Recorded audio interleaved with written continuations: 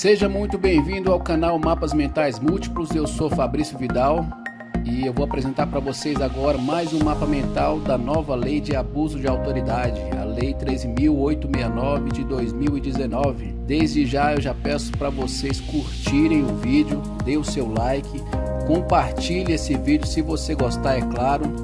Quando o canal chegar a 1000 inscritos, eu vou disponibilizar os 13 mapas mentais dessa lei gratuitamente os 13 mapas mentais. Se você quiser adquirir antes os 13 mapas mentais, eu vou deixar um link na descrição, você pode ir lá e adquirir, tá bem baratinho, bem acessível, e você pode ir acompanhando todas as aulas, todas essas explicações breves de cada mapa mental, já com o seu mapa em mãos. Tá tudo em PDF, pronto para você imprimir em papel A4, então é só ir lá no link da descrição e adquirir os 13 mapas mentais. Então, esse mapa mental eu vou falar de maneira breve sobre o sujeito passivo dos crimes de abuso de autoridade, a competência processual e a ação penal. Começando então pelo sujeito passivo, os crimes dessa nova lei de abuso de autoridade, ele tem uma dupla subjetividade. Então, são dois sujeitos passivos previstos na nova lei de abuso de autoridade. O primeiro sujeito, claro, é o Estado, que pode sofrer ofensas à sua imagem, à sua credibilidade ou ao seu patrimônio.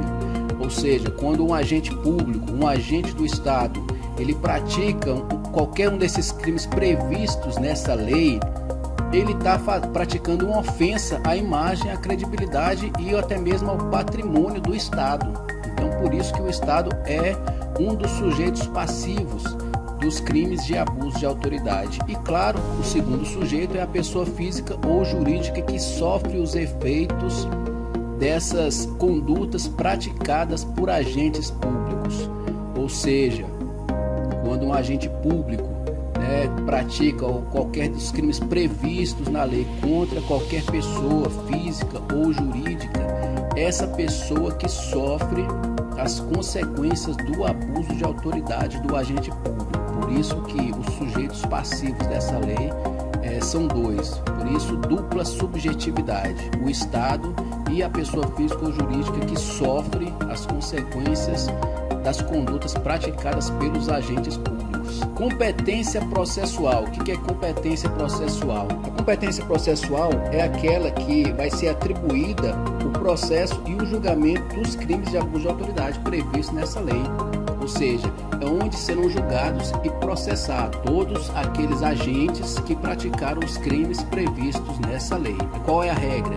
A regra é que os juízes de primeira instância que vão julgar os crimes previstos nessa lei e justiça comum estadual. Nós temos aqui previsto algumas exceções a essa regra. A primeira exceção é aquele que é titular de foro por prerrogativa de função, ou seja, onde aquele agente público que tem essa prerrogativa de função, dependendo do cargo que ele ocupa, ele vai ser julgado pelo respectivo tribunal. Por exemplo, um promotor de justiça do estado, por exemplo, o estado de Minas Gerais, e ele com a finalidade específica de prejudicar uma investigação, então ele requisita a instauração de um procedimento investigatório, de uma infração penal, a falta de qualquer indício da prática de crime. Se esse promotor ele praticar essa conduta, ele vai responder por esse crime previsto no artigo 27 da nova lei de abuso de autoridade perante o Tribunal de Justiça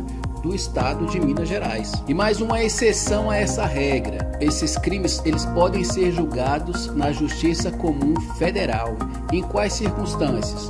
Se esse crime for praticado por um funcionário público federal, se for praticado no interior de delegacia da Polícia Federal, a bordo de navio ou aeronave, se ele for cometido por ou contra índio envolvendo disputas sobre direitos indígenas, então veja bem, por ou contra índio, mas tem que envolver disputas sobre direitos indígenas. E também, por último, na conexão com crimes de competência da Justiça Estadual. Se o crime ele envolve a competência da Justiça Estadual, que é a regra, e envolver também competência da Justiça Federal, a competência da Justiça Comum Federal ela vai atrair a competência da Justiça Estadual.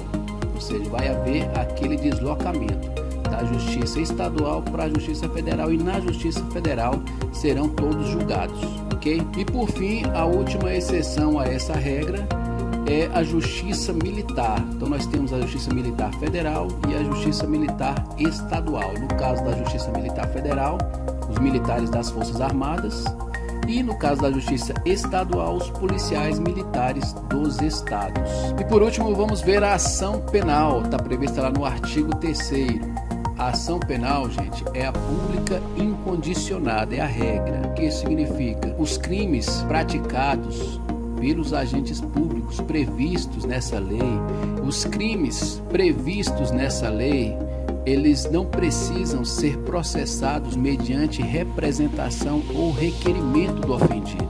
Isso que quer dizer uma ação penal pública incondicionada. Não existe nenhum tipo de condição do seu processamento. O detalhe que eu coloquei aqui é que, como nós sabemos, os crimes de ação pública incondicionada, e o titular da ação penal pública incondicionada é o Ministério Público. Então é o Ministério Público que vai mover a peça inaugural, que é a denúncia, para que esses crimes eles sejam processados e julgados. Então, verificando a presença das condições da ação e havendo justa causa para o oferecimento da denúncia, a atuação do Ministério Público prescinde de qualquer tipo de manifestação de vontade da vítima ou de terceiros. Uma outra questão é que, se o Ministério Público ele não intentar no prazo legal o oferecimento da denúncia, o prazo de 5 dias para se pronunciar quando o investigado está preso e de 15 dias quando solto, de acordo com o artigo 46 caput do Código de Processo Penal.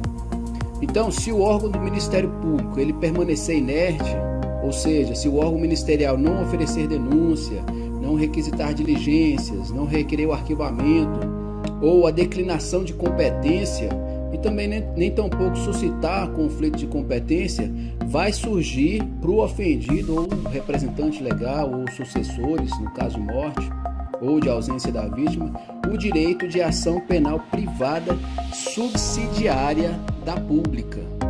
Ok? Então vamos ver aqui nesse tópico, a ação penal subsidiária da pública. Vai surgir para essas pessoas que eu citei o direito então de intentar a ação penal privada. Mesmo que eles intentem a ação penal privada mediante queixa, o MP sempre vai poder aditar a queixa, vai poder repudiar a queixa e oferecer uma nova denúncia, ou a denúncia que ele não ofereceu no prazo legal, vai poder intervir em todos os termos do processo, fornecer elementos de provas, interpor recurso e retomar a ação principal no caso de negligência do querelante. Então, pessoal, de forma breve, de forma bem concisa, esse foi o segundo mapa mental da nova lei de abuso de autoridade que eu estou publicando aqui no canal. E como eu disse, se você gostou, deixe o seu like, compartilhe com seus amigos, com todos aqueles que estão estudando para concurso. Essa nova lei de abuso de autoridade, ela vai ser cobrada em todos os concursos, principalmente concurso da área policial. Então compartilhe, eu vou deixar o link na descrição se você já quiser adquirir os 13 mapas mentais, para você já ir estudando e acompanhando aqui as explicações de cada mapa. Um grande abraço e até o próximo mapa.